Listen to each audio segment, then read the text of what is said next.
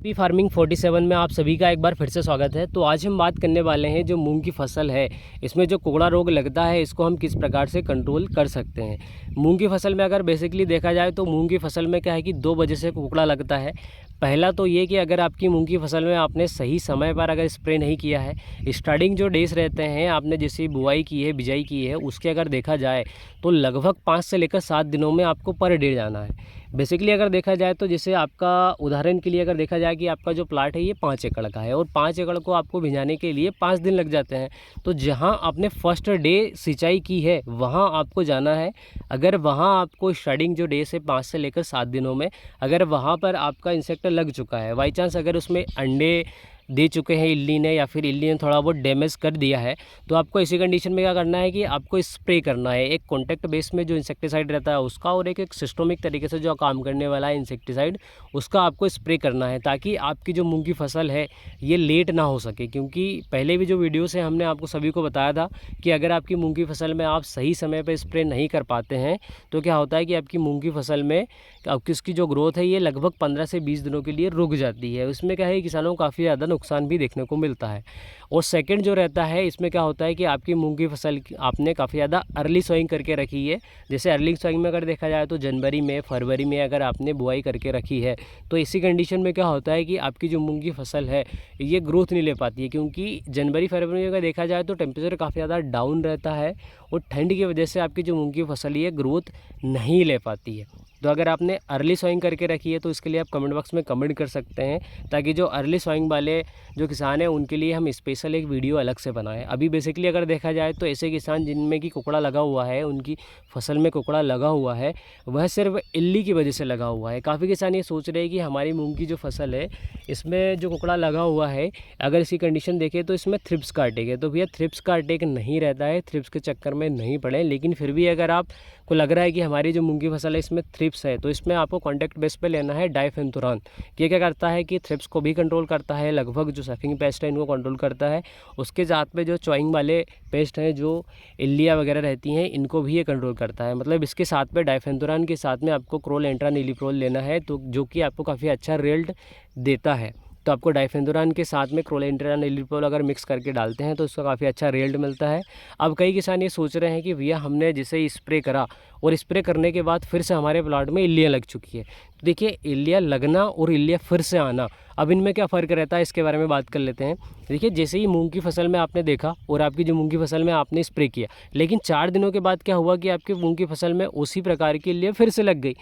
अब अगर आपकी मूंग की फसल में आपने किसी भी इंसेक्टिसाइड का स्प्रे किया है, अगर उसका रिजल्ट आपको मिलता है तो क्या करता है, जैसे अगर आपने इंसेक्टिसाइड का स्प्रे किया लेकिन अगर आपको उसका रिजल्ट नहीं मिला तो इसी कंडीशन में क्या होता है कि आपकी जो मूंग की फसल में जो इल्लियाँ हैं ये काफ़ी ज़्यादा छोटे साइज़ भी थी जब आपने स्प्रे किया, लेकिन आपने 4 दिन के बाद देखा तो जो मूंग में जो इल्लियाँ लगी हैं इनका जो साइज़ है काफ़ी ज़्यादा बड़ा हो गया। मतलब जो मूंग की इल्लियाँ हैं उनकी लाइफ साइकिल कंटिन्यू चल रही है और आपको मूंग की फसल में इल्लियों का रिजल्ट नहीं मिला है। लेकिन अगर 4 दिन पहले आपने जो मूंग की फसल में जो इल्लियाँ थी बिल्कुल बारीक बारीक थी, छोटी छोटी थी, और क्या हुआ कि 4 दिन के बाद भी वही कंडीशन है कि मूंग की फसल में छोटी छोटी बारीक बारीक इल्लियाँ फिर से हैं, उसी स्टेज की इल्लियाँ फिर से हैं। मतलब आपकी जो मूंग की फसल है इसमें क्या हुआ कि आपने जो स्प्रे किया उसका रिजल्ट आपको मिला है, लेकिन फिर से इल्लियाँ आपके प्लॉट में आ चुकी हैं।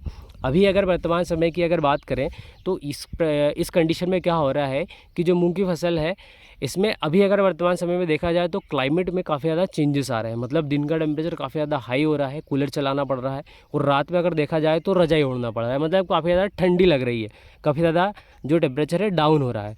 अगर आप अपने आपके जो बुज़ुर्ग हैं घर में, तो अगर आप बुज़ुर्गों के पास बैठते हो तो मतलब जो टेक्नोलॉजी है और जो एक्सपीरियंस है अगर जुड़ जाता है तो आप जीवन में सक्सेसफुल हो जाते हैं। तो जो आपका एक्सपीरियंस है ये आपके बुज़ुर्गों के पास कहीं ना कहीं है, तो अगर आप उसमें से थोड़ा बहुत भी अगर आप ले लोगे तो जो एक्सपीरियंस है उसमें आपको ये चीज़ें बताई जाएंगी कि भैया बादल हो रहे हैं, तो बादल अगर हो रहे हैं तो आपकी मूंग की फसल में इल्लियाँ लग सकती हैं, तो आपको स्प्रे करना है। आपके जो बड़े बुज़ुर्ग हैं, पिताजी हैं, दादाजी हैं, ये आपको यही सलाह देंगे। तो उनका कहना सही है, क्योंकि जो बादल होते हैं उसमें क्या होता है कि ह्यूमिडिटी बढ़ जाती है। क्योंकि किसी भी इंसेक्ट को अगर उसकी लाइफ साइकिल कंप्लीट करना है तो 20 से 25 दिन लगते हैं। अब जब टेम्परेचर आपका अप डाउन होता है और क्लाइमेट में काफ़ी ज़्यादा चेंजेस आते हैं तो इसी कंडीशन में क्या होता है कि उनकी जो लाइफ साइकिल है लगभग 5 से 6 गुना बढ़ जाती है। मतलब जो लाइफ साइकिल उनको कंप्लीट करने के लिए 20 से 25 दिन लग रहे थे, उसी लाइफ साइकिल को लगभग 5 से 6 दिन में वो कंप्लीट कर लेते हैं, लगभग 4 से 5 दिन में भी कंप्लीट कर लेते हैं, क्योंकि उनको उसी प्रकार का सूटेबल माहौल मिल जाता है। अब इस कारण से क्या होता है कि आपकी जो मूंग की फसल है इसमें फिर से इल्लियाँ लग जाती हैं। तो आपके साथ भी अगर ऐसा हुआ है तो कमेंट बॉक्स में कमेंट कर सकते हैं। उसके साथ में अब क्या हुआ कि आपके जो मूंग की फसल में कुकड़ा लगा हुआ है तो इसको कैसे कंट्रोल करें। अब इसके लिए क्या करना है कि आपको एक चीज़ बिल्कुल आपके जीवन में या फिर आपके दिमाग में एक बिल्कुल गांठ बांध के बिठा लेनी है कि मूंग की जो फसल है उसकी जो ऊपरी पत्तियाँ हैं, जो नाजुक पत्तियाँ हैं, जो नई निकल रही हैं, ये कोपल, इसको मूंग की फसल में किसी भी इंसेक्ट ने, किसी भी कीट ने डैमेज नहीं करना चाहिए। अगर ये जो नई पत्ती है इसको अगर डैमेज कर दिया, कुकड़ा भर भर के लगा है, आपकी मूंग की जो पत्तियां हैं 6 पत्तियां हो गई हैं, 9 पत्तियां हो गई हैं, 12 पत्तियां हो गई हैं, लेकिन पत्तियां बिल्कुल मुड़ी हुई है, तो आपको क्या करना है कि उस पर विशेष रूप से आपको ध्यान नहीं देना है, क्योंकि आप कितना ही कुछ कर लो, ये जो पत्तियां हैं ये सही नहीं होंगी। जो पहले की पत्तियां हैं जिनमें कुकड़ा लग चुका है, ये पत्तियां कहीं से कहीं तक सही नहीं होंगी, क्योंकि जो पत्तियों का साइज़ है वो यही रहेगा।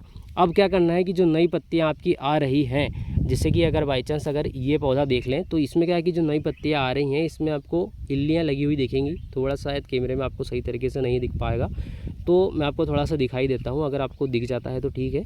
और ये देखिए, ये जो इल्लियाँ हैं इनमें जाले वाली इल्ली फिर से आ चुकी है। मतलब ये जाले वाली जो इल्ली है ये स्टार्टिंग डेज में आती है, लेकिन आज 20 दिन हो चुके हैं फिर भी जाले वाली इल्ली फिर से आ चुकी है, क्योंकि क्लाइमेट है ऐसा। तो ये जो जाले वाली इल्ली है इसमें फिर से अपने को स्प्रे करना पड़ेगा। आज अपन फिर से इसमें स्प्रे करेंगे। लगभग 23 तारीख की सोएंगे, आज 10 तारीख है। अगर देखा जाए तो इसको लगभग 17-18 दिन पूरे कंप्लीट हो चुके हैं। अब ऐसी कंडीशन में इसमें फिर से आपको ये इल्लियाँ लगी हुई दिखेंगी। तो अब ये जो इल्ली है अगर ये डैमेज कर देती है तो जैसे ये पत्ता बड़ा होगा, अब क्या होगा कि उसका प्रॉपर साइज़ नहीं मिल पाएगा, क्योंकि पत्ता अगर बड़ा होगा तो उसको सही तरीके से ये सही तरीके से उसका सेव नहीं ले पाएगा। इस तरीके से उसकी कंडीशन बन जाएगी। अब फिर क्या सोचेंगे कि यार इसमें थ्रिप्स लग चुका है, माइट्स लग चुका है, काफ़ी ज़्यादा डैमेज हो चुका है। तो अब ये जो पत्ता जब सही तरीके से साइज नहीं ले पाएगा, और इसके अंदर क्या होगा कि फिर जो इल्लियाँ हैं छुपी रहेंगी, मच्छर इल्लियाँ इसमें क्या है कि अंडे देंगे और फिर से आपकी फसलों में कीट लगेंगे। और थ्रिप्स और माइट्स क्या होता है कि जब भी थ्रिप्स लगती है तो ऐसी जगह पर लगती है जहाँ पर उसको जो जैसे ये पत्ता है, अगर ये पत्ते के बारे में अगर बात करें तो इसमें आपको थ्रिप्स देखने को मिल सकता है, क्योंकि इसमें जो पत्ता है इसका साइज़ कुछ इसी तरीके से है। अब अगर आपके खेत में आपको ऐसा लग रहा है कि थ्रिप्स भर भर के पड़ा हुआ है, हमको कैसे कंट्रोल करें, क्योंकि पुराने पत्ते में आपको थ्रिप्स दिखेगा, नए पत्ते में आपको थ्रिप्स नहीं दिखेगा। अब अगर आपको ऐसा लगता है कि हमारी फसल में थ्रिप्स भी है और इंसेक्ट भी है, तो इसको कैसे कंट्रोल करें, तो इसके लिए आपको क्या करना है कि डायफेंथुरान लेना है। अब डायफेंथुरान क्या करता है कि ये थ्रिप्स को भी कंट्रोल करता है, उसके साथ में आपकी फसल में अगर इल्लियाँ हैं तो उसको भी कंट्रोल करता है। तो डायफेंथुरान के साथ में आपको क्रोलेंट्रानिलीप्रोल लेना है। तो दोनों ही चीज़ें अगर आप मिक्स करके डालते हैं तो आपको थ्रिप्स पे भी कंट्रोल मिलेगा, उसके साथ में वाइट फ्लाई पे भी कंट्रोल मिलेगा, उसके साथ में अगर देखा जाए तो आपको इल्लियों पर भी कंट्रोल मिलेगा। देखिए, वाइट फ्लाई और थ्रिप्स को आपको उतना अच्छा कंट्रोल भले ही ना मिले, लेकिन आपको इल्लियों पर कंट्रोल मिल जाएगा, क्योंकि ये क्या है कि जो इंसेक्टिसाइड है डायफेंथुरान, ये करता है कि आपकी फसल में बिल्कुल सारे जो इल्लियाँ हैं इनको बिल्कुल साफ़ कर देगा। अब देखिए इल्लिया किस तरीके से काम करता है, कॉन्टैक्ट बेस में, उसके साथ में स्टोमक एक्शन पर भी काम करता है। स्टोमक एक्शन अगर पेट में चला गया तो भी इसका आपको सही तरीके से रिजल्ट मिलेगा। मतलब अगर पत्तियां खाता है तो भी रिजल्ट मिलता है, कॉन्टैक्ट में चला जाता है तो भी रिजल्ट मिलता है। और जो आपका एक इंसेक्टिसाइड रहेगा कॉन्टैक्ट बेस में काम करने वाला, आप टाटा का टाकोमी ले सकते हैं, उसके साथ में अगर बात करें तो डेलिकेट ले सकते हैं, उसके साथ में अगर बात करें तो कोराजन को भी ले सकते हैं। किसी भी इंसेक्टिसाइड को आप मिक्स करके आपकी फसल में स्प्रे कर सकते हैं। इनमें से अगर किसी भी एक भी इंसेक्टिसाइड का अगर किसी किसान ने स्प्रे किया है तो कमेंट बॉक्स में कमेंट करके बता सकता है कि हमने इस इंसेक्टिसाइड का स्प्रे किया है और इसका हमें सही तरीके से प्रॉपर तरीके से रिजल्ट मिला है। उसके साथ में अगर आपके पास ऐसी कंडीशन बनी है कि आपके अपने खेतों में स्प्रे किया और 5 दिनों के बाद उसी साइज शेप में आपको इल्लियाँ देखने को मिली हैं, तो आपको इस चीज़ के बारे में भी कमेंट बॉक्स में कमेंट करना है, ताकि किसानों को इस बारे में पता हो सके कि हाँ इस प्रकार की कंडीशन बनती है। और उसके साथ में हम जो हमारा जो अगला वीडियो आएगा इसमें हम आपको बताने वाले हैं कि आपकी जो मूंग की फसल है इसमें कौन सा आपको खाद डालना चाहिए, कितने दिनों में आपको पानी देना चाहिए। इसके बाद अगर आपकी कोई और आपका क्वेश्चन है तो आप कमेंट बॉक्स में कमेंट करके बता सकते हैं कि इस क्वेश्चन के बारे में, कि इसके बारे में भी आप वीडियो बनाकर बताइए, तो उसके बारे में भी हम फोकस करेंगे कि उसके बारे में भी आपको बता सकें। इसके साथ में हमने जो जानकारी दी है इसमें अगर आपको कुछ ऐसा ओपिनियन लग रहा है कि इसकी जगह ऐसा नहीं ऐसा भी हो सकता है, जिससे कि आपकी मूंग की फसल में सुधार हो सकता है तो आप कमेंट बॉक्स में कमेंट कर सकते हैं, ताकि जो आपकी बात रहेगी कमेंट बॉक्स के ज़रिए बाकी जो दूसरे किसान हैं उसको पढ़कर सही तरीके से मार्गदर्शन प्राप्त कर सकते हैं। तो आज के वीडियो में आज इतना ही। एंड तक वीडियो वॉच करने के लिए बहुत बहुत धन्यवाद।